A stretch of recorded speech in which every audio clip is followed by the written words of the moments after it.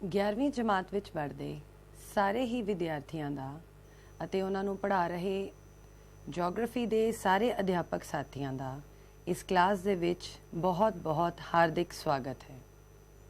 ਪਿਆਰੇ ਵਿਦਿਆਰਥੀਓ, ਅੱਜ ਅਸੀਂ ਆਪਣੀ ਭੂਗੋਲ ਦੀ ਪਾਠ ਪੁਸਤਕ ਦੇ ਪਾਠ ਨੰਬਰ 3 ਦੇ ਬਾਰੇ ਚਰਚਾ ਕਰਨ ਜਾ ਰਹੇ ਹਾਂ।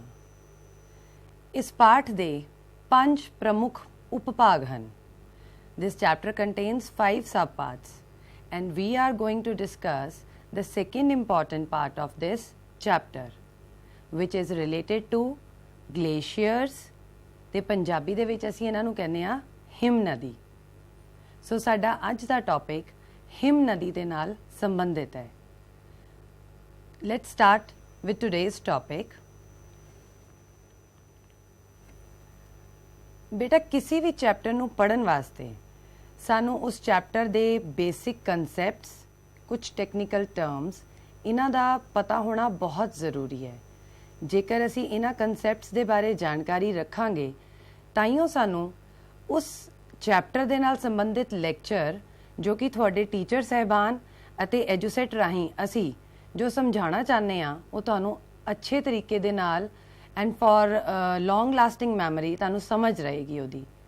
ਸੋ ਇਸ ਚੈਪਟਰ ਨਾਲ ਰਿਲੇਟਡ ਕੁਝ ਇੰਪੋਰਟੈਂਟ ਟਰਮਸ ਨੇ। ਅਸੀਂ ਸਭ ਤੋਂ ਪਹਿਲਾਂ ਉਹਨਾਂ ਟਰਮਸ ਦੇ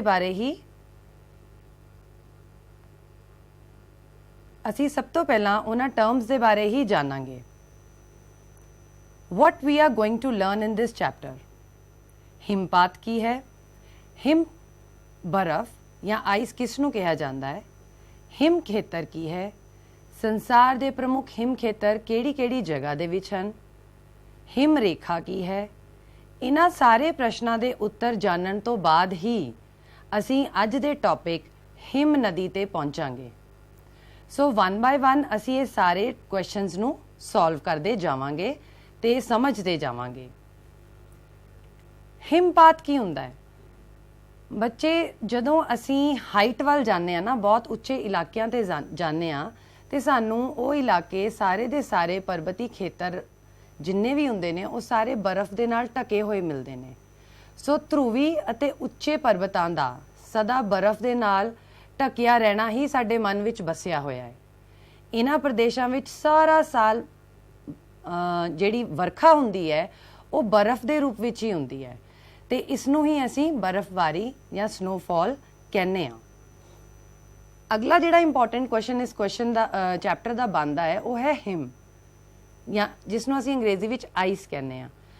ਬੇਟਾ, ਜਦੋਂ ਬਾਰ-ਬਾਰ ਪਰਬਤੀ ਇਲਾਕਿਆਂ ਦੇ ਵਿੱਚ ਸਨੋਫਾਲ ਹੁੰਦੀ ਰਹਿੰਦੀ ਹੈ ਔਰ ਲਗਾਤਾਰ ਚੱਲਦੀ ਰਹਿੰਦੀ ਹੈ, ਕਈ ਮਹੀਨਿਆਂ ਤੱਕ ਚੱਲਦੀ ਰਹਿੰਦੀ ਹੈ ਤੇ ਹੌਲੀ-ਹੌਲੀ ਇਹ ਸਨੋਫਾਲ ਠੋਸ ਹੋ ਜਾਂਦੀ ਹੈ ਤੇ ਆਈਸ ਦਾ ਰੂਪ ਅਪਣਾ ਲੈਂਦੀ ਹੈ। ਸੋ ਠੋਸ ਹੋਈ ਸਨੋ ਨੂੰ ਜਾਂ ਜਿਹੜੀ ਠੋਸ ਹੋਈ ਬਰਫ਼ ਹੈ ਉਸ ਨੂੰ ਅਸੀਂ ਹਿਮ ਦਾ ਨਾਮ, ਆਈਸ ਦਾ ਨਾਮ ਦੇ ਦਿੰਦੇ ਹਾਂ। ਅੱਗੇ ਹੈ ਹਿਮ ਖੇਤਰ। ਬੇਟਾ, ਪਿਕਚਰ ਦੇ ਵਿੱਚ ਤੁਹਾਨੂੰ ਸਾਫ਼ ਕਲੀਅਰ ਨਜ਼ਰ ਆ ਰਿਹਾ ਹੋਵੇਗਾ ਜੋ ਤੁਹਾਡੀ ਸਕਰੀਨ ਤੇ ਉੱਤੇ ਇਸ ਵਕਤ ਦਿਖ ਰਹੀ ਹੈ। ਉਹਦੇ ਵਿੱਚ ਕੁਝ ਏਰੀਆਜ਼ ਬਿਲਕੁਲ ਵਾਈਟ ਨੇ। ਆਹ ਵਾਲੇ ਏਰੀਆਜ਼, ਆਹ ਵਾਲੇ ਏਰੀਆਜ਼ ਤੇ ਆਹ ਵਾਲੇ ਏਰੀਆਜ਼, ਇਹ ਸਾਰੇ ਏਰੀਆਜ਼ ਬਿਲਕੁਲ ਵਾਈਟ ਨੇ। ਹਿਮ ਖੇਤਰ ਉਹ ਖੇਤਰ ਹੁੰਦੇ ਨੇ ਜਿਨ੍ਹਾਂ ਦੇ ਵਿੱਚ ਸਾਰਾ ਸਾਲ ਹਿਮ ਜਾਂ ਬਰਫ਼ ਜੰਮੀ ਰਹਿੰਦੀ ਹੈ। ਤਾਪਮਾਨ ਚਾਹੇ ਜਿੰਨਾ ਮਰਜ਼ੀ ਹੋਵੇ, ਚਾਹੇ ਵੱਧ ਹੋਵੇ ਚਾਹੇ ਘੱਟ ਹੋਵੇ, ਲੇਕਿਨ ਸੰਸਾਰ ਦੇ ਕੁਝ ਇਲਾਕੇ ਇਹੋ ਜਿਹੇ ਨੇ ਜਿੱਥੇ ਸਾਰਾ ਸਾਲ ਬਰਫ਼ ਜੰਮੀ ਰਹਿੰਦੀ ਹੈ। ਸੋ ਇਹੋ ਜਿਹੇ ਖੇਤਰਾਂ ਨੂੰ ਅਸੀਂ ਹਿਮ ਖੇਤਰ ਆਖ ਦਿੰਦੇ ਹਾਂ। ਅਗਲਾ ਇੰਪੋਰਟੈਂਟ ਟੈਕਨੀਕਲ ਟਰਮ ਜਾਂ ਅਗਲਾ ਜਿਹੜਾ ਬੇਸਿਕ ਕਨਸੈਪਟ ਇਸ ਚੈਪਟਰ ਦਾ ਆ ਉਹ ਹੈ ਕਿ ਤੁਹਾਨੂੰ ਪੂਰੇ ਸੰਸਾਰ ਦੇ ਵਿੱਚ ਉਹਨਾਂ ਖੇਤਰਾਂ ਦੇ ਬਾਰੇ ਜਾਣਕਾਰੀ ਹੋਣਾ ਵੀ ਜ਼ਰੂਰੀ ਹੈ ਸੋ ਦੈਟ ਤੁਸੀਂ ਆਪਣੇ ਕੁਐਸਚਨਸ ਦੇ ਨਾਲ ਐਗਜ਼ਾਮਪਲਸ ਕੋਟ ਕਰ ਸਕੋ। ਐਗਜ਼ਾਮਪਲਸ ਕੋਟ ਕਰਨ ਦੇ ਤੁਹਾਨੂੰ ਵਾਧੂ ਅੰਕ ਵੀ ਤੁਹਾਡੇ ਐਗਜ਼ਾਮ ਦੇ ਵਿੱਚ ਮਿਲਦੇ ਹਨ। ਮੈਪ ਦੇ ਵਿੱਚ ਤੁਸੀਂ ਦੇਖ ਰਹੇ ਹੋਵੋਗੇ ਕਿ ਸੰਸਾਰ ਦੇ ਤਕਰੀਬਨ ਸਾਰੇ ਦੇ ਸਾਰੇ ਹੀ ਹਿਮ ਖੇਤਰ ਆਲਮੋਸਟ ਨਦਰਨ ਹੈਮੀਸਫੀਅਰ ਦੇ ਵਿੱਚ ਜ਼ਿਆਦਾ ਨੇ। ਸਦਰਨ ਹੈਮੀਸਫੀਅਰ ਦੇ ਵਿੱਚ, ਦੱਖਣੀ ਗੋਲਾਰਧ ਦੇ ਵਿੱਚ, ਜਿਹੜਾ ਤੁਹਾਨੂੰ ਬਿਲਕੁਲ ਮੈਪ ਦੇ ਨੀਚੇ ਜਿੱਥੇ ਆ ਮੈਂ ਟਿਕ ਲਗਾ ਰਹੀ ਹਾਂ, ਇੱਥੇ ਤੁਹਾਨੂੰ ਵਾਈਟ ਪੋਰਸ਼ਨ ਨਜ਼ਰ ਆ ਰਿਹਾ ਹੈ। ਇਹ ਸਾਡਾ ਅੰਟਾਰਕਟਿਕਾ ਮਹਾਦੀਪ ਹੈ। ਇੱਥੇ ਤਾਂ ਸਾਰਾ ਸਾਲ ਹੀ ਸਾਨੂੰ ਬਰਫ਼ ਮਿਲਦੀ ਹੈ। ਇਹਨਾਂ ਤੋਂ ਇਲਾਵਾ ਉੱਤਰੀ ਗੋਲਾ ਅਰਧ ਵਿੱਚ ਨਦਰਨ ਹੈਮੀਸਫੀਅਰ 'ਚ ਸਾਨੂੰ ਉੱਤਰੀ ਅਮਰੀਕਾ ਦੇ ਉੱਤਰੀ ਭਾਗ, ਗ੍ਰੀਨਲੈਂਡ, ਯੂਰਪ ਤੇ ਰਸ਼ੀਆ ਦੇ ਪਾਰਟਸ ਐਂਡ ਏਸ਼ੀਆ ਦੇ ਵਿੱਚੋਂ ਜਿੱਥੇ ਸਾਡੇ ਹਿਮਾਲਿਆਜ਼ ਨੇ ਉਹ ਵਾਲੇ ਪਾਰਟਸ। ਸੋ ਇਹ ਸਾਰੇ ਪਾਰਟਸ ਸਾਡੇ ਹਿਮ ਦੇ ਨਾਲ ਘਿਰੇ ਰਹਿੰਦੇ ਹਨ। ਸੋ ਇੰਪੋਰਟੈਂਟ ਜਿਹੜੇ ਏਰੀਆਜ਼ ਨੇ ਵਰਲਡ ਦੇ, ਇਹ ਇੱਕ ਜੀਓਗ੍ਰਾਫੀ ਦੇ ਵਿਦਿਆਰਥੀ ਨੂੰ ਉਹਨਾਂ ਏਰੀਆਜ਼ ਦੇ ਬਾਰੇ ਪਤਾ ਹੋਣਾ ਬਹੁਤ ਜ਼ਰੂਰੀ ਹੈ। ਜਿਵੇਂ ਮੈਂ ਪਹਿਲਾਂ ਵੀ ਦੱਸਿਆ, ਇਹਨਾਂ ਦੇ ਨਾਲ ਤੁਸੀਂ ਐਗਜ਼ਾਮਪਲਸ ਕੋਟ ਕਰ ਸਕਦੇ ਹੋ। ਜਿਵੇਂ ਅਸੀਂ ਅੱਗੇ ਹਿਮ ਨਦੀ ਔਰ ਗਲੇਸ਼ੀਅਰ ਦੇ ਬਾਰੇ ਪੜ੍ਹਾਂਗੇ, ਗਲੇਸ਼ੀਅਰ ਦੀਆਂ ਕਿਸਮਾਂ ਦੇ ਬਾਰੇ ਪੜ੍ਹਾਂਗੇ, then you have to give the examples। ਔਰ ਐਗਜ਼ਾਮਪਲਸ ਤੁਸੀਂ ਤਾਂ ਹੀ ਦੇ ਪਾਓਗੇ ਜੇਕਰ ਤੁਸੀਂ ਸਾਰੇ ਸੰਸਾਰ ਦੇ ਹਿਮ ਖੇਤਰਾਂ ਦੇ ਨਾਲ ਜਾਣੂ ਹੋਵੋਗੇ। ਉੱਤਰੀ ਅਮਰੀਕਾ ਦੇ ਵਿੱਚ ਤੁਹਾਡੇ ਰੌਕੀ ਪਰਬਤ, ਉੱਤਰੀ ਅਮਰੀਕਾ ਦੇ ਵਿੱਚ ਤੁਹਾਡੇ ਰੌਕੀਜ਼ ਦੇ ਜਿਹੜਾ ਇਲਾਕਾ ਹੈ, ਅਲਾਸਕਾ ਦਾ ਜਿਹੜਾ ਇਲਾਕਾ ਹੈਗਾ, ਇਹ ਸਾਰਾ ਤੁਹਾਡਾ ਹਿਮ ਖੇਤਰ ਦੇ ਨਾਲ ਭਰਿਆ ਹੋਇਆ ਹੈ। ਗ੍ਰੀਨਲੈਂਡ ਦਾ ਤੁਹਾਨੂੰ ਪਤਾ ਹੀ ਹੈ, ਇਹ ਬਹੁਤ ਹੀ ਉੱਚੇ ਅਕਸ਼ਾਂਸ਼ਾਂ ਦੇ ਵਿੱਚ ਹੈ। ਇੱਥੇ ਸੂਰਜ ਦੀਆਂ ਕਿਰਨਾਂ ਹਮੇਸ਼ਾ ਹੀ ਤਿਰਛੀਆਂ ਰਹਿੰਦੀਆਂ ਨੇ ਔਰ ਇਹ ਉੱਤਰੀ ਧਰੁਵ ਦੇ ਵੀ ਨਜ਼ਦੀਕ ਹੈ, ਜਿਸ ਕਾਰਨ ਇੱਥੇ ਸਾਰਾ ਸਾਲ ਹਿਮ ਸਾਨੂੰ ਮਿਲਦੀ ਰਹਿੰਦੀ ਹੈ। ਇੱਥੋਂ ਹਿਮ ਕਦੀ ਵੀ ਨਹੀਂ ਪਿਘਲਦੀ। ਇਹ ਖੇਤਰ ਹਿਮ ਖੇਤਰ ਦੇ ਪ੍ਰੋਮੀਨੈਂਟ ਏਰੀਆਜ਼ ਦੇ ਵਿੱਚ ਆ ਜਾਂਦੇ ਨੇ। ਸਿਮਿਲਰਲੀ ਯੂਰਪ ਦੇ ਐਲਪਸ ਤੇ ਰੂਸ ਦੇ ਵੀ ਕਈ ਇਲਾਕੇ, ਏਸ਼ੀਆ ਦੇ ਵਿੱਚੋਂ ਸਾਡੇ ਹਿਮਾਲਿਆ ਦਾ ਇਲਾਕਾ, ਇਹ ਸਾਰਾ ਦਾ ਸਾਰਾ ਬਰਫ਼ ਦੇ ਨਾਲ ਘਿਰਿਆ ਰਹਿੰਦਾ ਹੈ। ਤੇ ਜ਼ਿਆਦਾਤਰ ਸਾਨੂੰ ਪੂਰੇ ਸਾਲ ਦੇ ਵਿੱਚ ਸਾਨੂੰ ਤਕਰੀਬਨ ਕੋਈ ਹੀ ਦਿਨ ਐਸਾ ਹੋਏਗਾ ਕਿ ਸਾਨੂੰ ਇੱਥੇ ਬਰਫ਼ਬਾਰੀ ਨਾ ਦਿਖੇ। ਨੈਕਸਟ ਬੱਚੇ ਜਿਹੜਾ ਸਾਡਾ ਇੰਪੋਰਟੈਂਟ ਕਨਸੈਪਟ ਹੈ ਉਹ ਹੈਗਾ ਹਿਮ ਰੇਖਾ ਦੇ ਨਾਲ ਸੰਬੰਧਿਤ।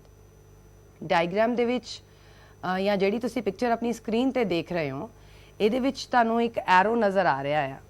ਇਹ ਐਰੋ ਇਸ ਪੁਆਇੰਟ ਤੇ ਆ ਕੇ ਟੱਚ ਕਰ ਰਿਹਾ ਹੈ। ਸੋ ਇਸ ਪਰਬਤ ਦੇ ਉੱਪਰ ਜੇਕਰ ਅਸੀਂ ਗੱਲ ਕਰੀਏ ਤਾਂ ਇਸ ਪਰਬਤ ਦਾ ਜਿਹੜਾ ਉੱਪਰਲਾ ਹਿੱਸਾ ਹੈ ਉਹ ਹਿਮ ਦੇ ਨਾਲ ਘਿਰਿਆ ਹੋਇਆ ਹੈ, ਰਾਈਟ। ਤੇ ਜਿਹੜਾ ਹੇਠਲਾ ਭਾਗ ਹੈਗਾ, ਆਹ ਵਾਲਾ ਪੋਰਸ਼ਨ, ਇੱਥੇ ਸਾਨੂੰ ਹਿਮ ਨਹੀਂ ਨਜ਼ਰ ਆ ਰਹੀ, ਠੀਕ ਹੈ। ਸੋ ਉਹ ਵਾਲੀ ਲਾਈਨ ਜਾਂ ਉਹ ਵਾਲਾ ਹਿੱਸਾ ਜਿੱਥੋਂ ਸਾਨੂੰ ਹਿਮ ਦਿਖਣੀ ਸ਼ੁਰੂ ਹੋ ਜਾਂਦੀ ਹੈ, ਜਿੱਥੋਂ ਸਾਨੂੰ ਹਿਮ ਦਿਖਣੀ ਸ਼ੁਰੂ ਹੋ ਜਾਂਦੀ ਹੈ, that is called snow line।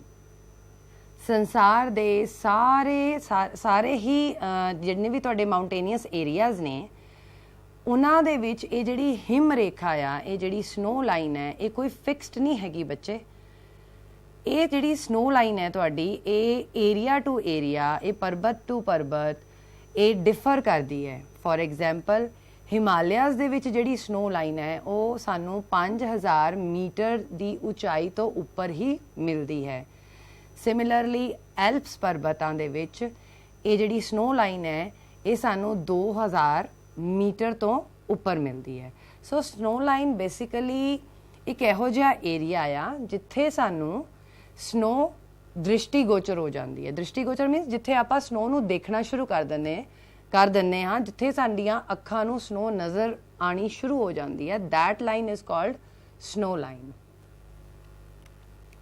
ਹੁਣ ਅਸੀਂ ਆਪਣੇ ਮੇਨ ਟੌਪਿਕ ਤੇ ਆਉਂਦੇ ਹਾਂ। ਇਹ ਜਿਹੜੇ ਪਿਛਲੇ ਤੁਹਾਨੂੰ ਮੈਂ ਸਲਾਈਡਸ ਦੇ ਵਿੱਚ ਜਿੰਨੇ ਵੀ ਤੁਹਾਨੂੰ ਕੁਐਸਚਨ ਸਮਝਾਏ ਨੇ, ਹਿਮ ਰੇਖਾ ਕੀ ਹੈ, ਹਿਮ ਕੀ ਹੁੰਦੀ ਹੈ, ਬਰਫ਼ਬਾਰੀ ਕੀ ਹੁੰਦੀ ਹੈ, ਇਹ ਸਾਰੇ ਕੁਐਸਚਨਸ ਬੇਟਾ 1-1 ਮਾਰਕਸ ਲਈ ਵੈਰੀ ਇੰਪੋਰਟੈਂਟ ਨੇ। ਐਂਡ ਸੈਕੰਡਲੀ ਉਹਨਾਂ ਦੀ ਜਾਣਕਾਰੀ ਤੋਂ ਬਗੈਰ ਤੁਸੀਂ ਗਲੇਸ਼ੀਅਰ ਜਾਂ ਹਿਮ ਨਦੀ ਦੇ ਇਸ ਟੌਪਿਕ ਨੂੰ ਨਹੀਂ ਸਮਝ ਸਕਦੇ ਸੀ। ਸੋ ਕਿਸੇ ਵੀ ਟੌਪਿਕ ਦੀ ABC ਨੂੰ ਜਾਣਨਾ ਪਹਿਲਾਂ ਜ਼ਰੂਰੀ ਹੁੰਦਾ ਹੈ। ਸੋ ਉਹ ਸਾਰੇ ਕੁਐਸਚਨਸ ਇਸ ਚੈਪਟਰ ਦੀ ਸਮਝ ਲਓ ABC ਸੀਗੇ ਤੇ ਮੈਨੂੰ ਉਮੀਦ ਹੈ ਤੁਹਾਨੂੰ ਸਾਰਿਆਂ ਨੂੰ ਇਹ ABC ਇਸ ਚੈਪਟਰ ਦੀ ਸਮਝ ਆਈ ਹੋਵੇਗੀ। Now come to the main topic, that is glacier, ਹਿਮ ਨਦੀ। ਹਿਮ ਨਦੀ ਕੀ ਹੁੰਦੀ ਹੈ ਬੇਟਾ? ਤੁਹਾਡੇ ਅਧਿਆਪਕ ਨੇ ਤੁਹਾਨੂੰ ਜਦੋਂ ਨਦੀ ਦੇ ਬਾਰੇ ਸਮਝਾਇਆ ਸੀਗਾ, ਜਿਹੜਾ ਸਾਡਾ ਇਸ ਚੈਪਟਰ ਦਾ ਫਸਟ ਪਾਰਟ ਹੈਗਾ ਆ ਨਦੀ ਦੇ ਕਾਰਜ, ਇਹ ਸੈਕਿੰਡ ਪਾਰਟ ਹੈ ਹਿਮ ਨਦੀ ਦੇ ਕਾਰਜ। ਨਦੀ ਦੇ ਕਾਰਜ ਦੇ ਵਿੱਚ ਆਪਾਂ ਸਭ ਤੋਂ ਪਹਿਲਾਂ ਨਦੀ ਦੀ ਡੈਫੀਨੇਸ਼ਨ ਜਾਣਦੇ ਹਾਂ, ਹੈ ਨਾ। ਮੈਨੂੰ ਉਮੀਦ ਹੈ ਮੇਰੇ ਅਧਿਆਪਕ ਸਾਥੀਆਂ ਨੇ ਤੁਹਾਨੂੰ ਨਦੀ ਦੀ ਡੈਫੀਨੇਸ਼ਨ ਬਹੁਤ ਹੀ ਵਧੀਆ ਤਰੀਕੇ ਦੇ ਨਾਲ ਸਮਝਾਈ ਹੋਏਗੀ। ਵਗਦਾ ਜਲ ਜਦੋਂ ਕਿਸੇ ਨਿਸ਼ਚਿਤ ਦਿਸ਼ਾ ਵਿੱਚ ਚੱਲਦਾ ਹੈ ਤਾਂ ਅਸੀਂ ਉਹਨੂੰ ਨਦੀ ਦਾ ਨਾਮ ਦੇ ਦਿੰਦੇ ਹਾਂ। ਸਿਮਿਲਰਲੀ ਜਦੋਂ ਜਿਹੜੀ ਤੁਹਾਡੀ ਬਰਫ਼ ਹੈਗੀ ਹੈ ਉਹ ਗਤੀਸ਼ੀਲ ਹੋ ਜਾਂਦੀ ਹੈ ਤੇ ਇੱਕ ਪਾਰਟਿਕੂਲਰ ਡਾਇਰੈਕਸ਼ਨ ਦੇ ਵਿੱਚ ਚੱਲਣਾ ਸ਼ੁਰੂ ਕਰ ਦਿੰਦੀ ਹੈ ਡਿਊ ਟੂ ਸਲੋਪ, ਢਲਾਨਾਂ ਦੇ ਕਾਰਨ ਹੇਠਾਂ ਵੱਲ ਨੂੰ ਆ ਰਹੀ ਗਤੀਸ਼ੀਲ ਬਰਫ਼ ਨੂੰ ਹੀ ਅਸੀਂ ਹਿਮ ਨਦੀ ਆਖਦੇ ਹਾਂ। ਪਿਕਚਰ ਦੇ ਵਿੱਚ ਬਿਲਕੁਲ ਤੁਹਾਨੂੰ ਕਲੀਅਰ ਨਜ਼ਰ ਆ ਰਿਹਾ ਹੋਵੇਗਾ ਕਿ ਨਦੀ ਦੇ ਵਾਂਗ ਪੂਰਾ ਦਾ ਪੂਰਾ ਗਲੇਸ਼ੀਅਰ ਅੱਗੇ ਨੂੰ ਵੱਧ ਰਿਹਾ ਹੈ। ਅਗਲਾ ਜਿਹੜਾ ਇੰਪੋਰਟੈਂਟ ਕੁਐਸਚਨ ਹੈ, ਹੁਣ ਜੇ ਸਾਨੂੰ ਨਦੀ ਦੇ ਬਾਰੇ ਪਤਾ ਚੱਲ ਗਿਆ, ਗਲੇਸ਼ੀਅਰ ਹਿਮ ਨਦੀ ਦੇ ਬਾਰੇ ਪਤਾ ਚੱਲ ਗਿਆ, ਗਲੇਸ਼ੀਅਰ ਦੇ ਬਾਰੇ ਪਤਾ ਚੱਲ ਗਿਆ, ਸੋ ਸਾਡਾ ਨੈਕਸਟ ਇੰਪੋਰਟੈਂਟ ਕੁਐਸਚਨ ਗਲੇਸ਼ੀਅਰ ਦੀਆਂ ਕਿਸਮਾਂ ਨੂੰ ਜਾਣਨਾ ਵੀ ਬਣੇਗਾ। ਪਿਆਰੇ ਵਿਦਿਆਰਥੀਓ, ਬੇਸਿਕਲੀ ਗਲੇਸ਼ੀਅਰ ਦੀਆਂ 3 ਕਿਸਮਾਂ ਹੈ ਜੋ ਤੁਹਾਡੇ ਸਿਲੇਬਸ ਦੇ ਵਿੱਚ ਹੈਗੀਆਂ ਨੇ, ਜੋ ਤੁਹਾਡੀਆਂ ਪਾਠ ਪੁਸਤਕਾਂ ਦੇ ਵਿੱਚ ਵੀ ਬਹੁਤ ਵਧੀਆ ਤਰੀਕੇ ਦੇ ਨਾਲ ਸਮਝਾਇਆ ਗਿਆ ਹੈ। ਨੰਬਰ 1 ਮਹਾਦੀਪੀ ਗਲੇਸ਼ੀਅਰ, ਨੰਬਰ 2 ਪਿਡਮੌਂਟ ਗਲੇਸ਼ੀਅਰ ਤੇ ਨੰਬਰ 3 ਹੈ ਘਾਟੀ ਗਲੇਸ਼ੀਅਰ। ਇੰਗਲਿਸ਼ ਦੇ ਵਿੱਚ ਅਸੀਂ ਇਹਨੂੰ ਕੰਟੀਨੈਂਟਲ ਗਲੇਸ਼ੀਅਰ, ਪਿਡਮੌਂਟ ਗਲੇਸ਼ੀਅਰ ਨੂੰ ਅਸੀਂ ਪਿਡਮੌਂਟ ਗਲੇਸ਼ੀਅਰ ਹੀ ਕਹਿੰਦੇ ਆ, ਘਾਟੀ ਗਲੇਸ਼ੀਅਰ ਨੂੰ ਅਸੀਂ ਵੈਲੀ ਗਲੇਸ਼ੀਅਰਸ ਕਹਿੰਦੇ ਆ। Now we are going to discuss all these types in detail. ਮਹਾਦੀਪੀ ਗਲੇਸ਼ੀਅਰ, ਮਹਾਦੀਪੀ ਗਲੇਸ਼ੀਅਰ ਬੇਟਾ ਜਿਵੇਂ ਨਾਮ ਤੋਂ ਹੀ ਤੁਹਾਨੂੰ ਕਲੀਅਰ ਹੋ ਜਾਏਗਾ ਕਿ ਇੱਕ ਇਹੋ ਜਿਹਾ ਗਲੇਸ਼ੀਅਰ ਹੈ, ਇੱਕ ਇਹੋ ਜਿਹੀ ਹਿਮ ਨਦੀ ਹੈ, ਇੱਕ ਇਹੋ ਜਿਹਾ ਕਹਿ ਲਓ ਮਾਸ ਆਫ ਆਈਸ ਹੈ ਜਿਹਨੇ ਪੂਰੇ ਦਾ ਪੂਰਾ ਮਹਾਦੀਪ ਕੌਂਟੀਨੈਂਟ ਕਵਰ ਕੀਤਾ ਹੁੰਦਾ ਹੈ ਥਰੂ ਆਊਟ ਦਾ ਈਅਰ। ਪੂਰੇ ਸਾਲ ਉਸ ਮਹਾਦੀਪ ਦੇ ਉੱਪਰ ਬਰਫ਼ ਜੰਮੀ ਰਹਿੰਦੀ ਹੈ। So continental glacier are the continuous masses of ice. ਇਹ ਜਿਹੜੀ ਆਈਸ ਹੈਗੀ ਹੈ ਇਹ ਆਈਸ ਸ਼ੀਟਸ ਦੇ ਰੂਪ ਵਿੱਚ ਸਾਨੂੰ ਮਿਲਦੀ ਹੈ। ਇਹਨਾਂ ਨੇ ਪੂਰੇ ਦਾ ਪੂਰਾ ਕੌਂਟੀਨੈਂਟ ਕਵਰ ਕੀਤਾ ਹੁੰਦਾ ਆ ਤੇ ਜੇਕਰ ਅਸੀਂ ਇਹਨੂੰ ਏਰੀਅਲ ਵਿਊ ਦੇ ਥਰੂ ਦੇਖਣਾ ਚਾਹਾਂਗੇ ਤੇ ਸਾਨੂੰ ਇਹ ਆਈਸ ਫੀਲਡ ਨਜ਼ਰ ਆਣਗੇ। ਪੂਰੇ ਦੇ ਪੂਰੇ ਇਵੇਂ ਲੱਗਣਗੇ ਕਿ ਦੂਰ ਦੂਰ ਤੱਕ ਆਈਸ ਹੀ ਆਈਸ ਫੈਲੀ ਹੋਈ ਹੈ, ਬਰਫ਼ ਹੀ ਬਰਫ਼ ਫੈਲੀ ਹੋਈ ਹੈ। ਇਹਦੇ ਬੈਸਟ ਐਗਜ਼ਾਮਪਲ ਸਾਨੂੰ ਸਾਡੇ ਵਰਲਡ ਦੇ ਵਿੱਚ 2 ਮਿਲਦੇ ਨੇ, that is Greenland and Antarctica. ਹੁਣ ਤੁਹਾਨੂੰ ਇਸ ਗੱਲ ਦਾ ਪਤਾ ਚੱਲ ਗਿਆ ਹੋਵੇਗਾ ਕਿ ਅਸੀਂ ਸਟਾਰਟਿੰਗ ਦੇ ਵਿੱਚ ਸੰਸਾਰ ਦੇ ਪ੍ਰਮੁੱਖ ਹਿਮ ਖੇਤਰਾਂ ਦੇ ਬਾਰੇ ਕਿਉਂ ਪਤਾ ਕੀਤਾ ਸੀਗਾ। ਮੈਪ ਦੇ ਵਿੱਚ ਮੈਂ ਤੁਹਾਨੂੰ ਉਦੋਂ ਵੀ ਦੱਸਿਆ ਸੀ ਕਿ ਅੰਟਾਰਕਟਿਕਾ ਤੇ ਗ੍ਰੀਨਲੈਂਡ ਇੱਕ ਇਹੋ ਜਿਹੇ ਏਰੀਆਜ਼ ਨੇ ਜਿਨ੍ਹਾਂ ਦੇ ਉੱਤੇ ਸਾਰਾ ਸਾਲ ਬਰਫ਼ ਜੰਮੀ ਰਹਿੰਦੀ ਹੈ। ਸੋ ਅਗਲੀ ਟਾਈਪ ਜਿਹੜੀ ਸਾਡੇ ਕੋਲ ਆਉਂਦੀ ਹੈ ਦੈਟ ਇਜ਼ ਪਿਡਮੌਂਟ ਗਲੇਸ਼ੀਅਰ। ਜਿਵੇਂ ਬੇਟਾ ਅਸੀਂ ਮੀਨਿੰਗ ਦੇ ਵਿੱਚ ਕਰ ਹੀ ਚੁੱਕੇ ਹਾਂ ਕਿ ਗਲੇਸ਼ੀਅਰ ਹੁੰਦਾ ਕੀ ਹੈ। ਗਲੇਸ਼ੀਅਰ ਹੁੰਦਾ ਆ ਢਲਾਨ ਤੋਂ ਨੀਚੇ ਆ ਰਹੀ ਚੱਲਦੀ ਹੋਈ ਹਿਮ ਦੀ ਨਦੀ, ਠੀਕ ਹੈ। ਹੁਣ ਪੀਡਮੌਂਟ ਗਲੇਸ਼ੀਅਰ, ਜਿਵੇਂ ਪੀਡਮੌਂਟ ਸ਼ਬਦ ਦਾ ਜਿਹੜਾ ਅਰਥ ਹੈਗਾ ਆ, ਪੀਡਮੌਂਟ ਦਾ ਅਰਥ ਪੰਜਾਬੀ 'ਚ ਹੁੰਦਾ ਆ ਪਰਬਤ ਪੈਰ, ਹੈ ਨਾ, ਪਰਬਤਾਂ ਦੇ ਪੈਰਾਂ ਦੇ ਵਿੱਚ। ਪਹਿਲੀ ਪਿਕਚਰ ਦੇ ਵਿੱਚ ਅਗਰ ਤੁਸੀਂ ਦੇਖੋ ਤੇ ਪਰਬਤਾਂ ਦੇ ਵਿੱਚੋਂ ਤੁਹਾਡੀ ਗਲੇਸ਼ੀਅਰ ਨੀਚੇ ਨੂੰ ਆ ਰਹੀ ਹੈ, ਠੀਕ ਹੈ ਜੀ। ਗਲੇਸ਼ੀਅਰ ਨੀਚੇ ਆਂਦੇ ਆਂਦੇ ਜਦੋਂ ਪੈਰਾਂ ਤੇ ਆ ਕੇ ਇਹਨੇ ਆਹ ਸ਼ੇਪ ਲੈ ਲਈ ਔਰ ਪੈਰਾਂ ਦੇ ਕੋਲ ਆ ਕੇ ਉੱਥੇ ਹੀ ਗਲੇਸ਼ੀਅਰ ਖੜਾ ਹੋ ਗਿਆ। ਖੜਾ ਤਾਂ ਨਹੀਂ ਕਵਾਂਗੇ, ਅਸੀਂ ਕਵਾਂਗੇ ਕਿ ਉੱਥੋਂ ਹੌਲੀ ਹੌਲੀ ਅੱਗੇ ਵੱਧ ਤਾਂ ਰਿਹਾ ਹੀ ਹੁੰਦਾ ਹੈ, ਤਾਂ ਹੀ ਕਰਕੇ ਉਹ ਗਲੇਸ਼ੀਅਰ ਹੈ। ਹਿਮ ਨਦੀ ਅਗਰ ਮੂਵ ਨਹੀਂ ਕਰੇਗੀ ਤਾਂ ਫਿਰ ਅਸੀਂ ਉਹਨੂੰ ਨਦੀ ਨਹੀਂ ਨਾ ਕਵਾਂਗੇ, ਫਿਰ ਅਸੀਂ ਉਹਨੂੰ ਸਿਰਫ ਹਿਮ ਕਵਾਂਗੇ। ਸੋ ਪੀਡਮੌਂਟ ਗਲੇਸ਼ੀਅਰ ਉਹ ਗਲੇਸ਼ੀਅਰ ਹੁੰਦਾ ਆ ਜਿਹੜਾ ਕਿ ਪਰਬਤਾਂ ਦੇ ਪੈਰਾਂ ਦੇ ਵਿੱਚ ਆ ਕੇ ਜਾਂ ਪਹੁੰਚ ਜਾਂਦਾ ਹੈ ਜਾਂ ਆ ਕੇ ਵਿਛ ਜਾਂਦਾ ਹੈ, ਠੀਕ ਹੈ।